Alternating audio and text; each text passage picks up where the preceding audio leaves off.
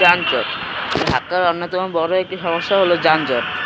যানজট সমস্যা নিঃসরণে দ্রুত ও কার্যকর সমাধান খুঁজে বের করতে বাংলাদেশ প্রকৌশল বিশ্ববিদ্যালয়ে বিশেষজ্ঞ ও পুলিশের উচ্চতর নির্দেশ দিলেন অন্তর্বর্তীকালীন সরকারের প্রধান উপদেষ্টা ডক্টর মোহাম্মদ ইউনূস।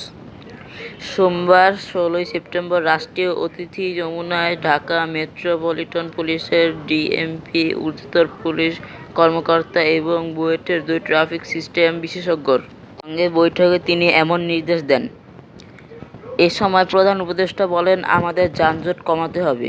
এজন্য শীঘ্রই একটি সমাধান খুঁজে বের করতে হবে।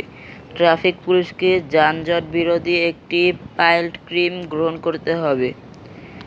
শহরের গুরুত্বপূর্ণ ২-৩টি সড়কের ছোট স্টেশনগুলোতে বাস থামানোর সময়কে ২ মিনিটে সীমাবদ্ধ করা এবং পরে শহরের অন্যান্য রাস্তা বিবেচনা করা।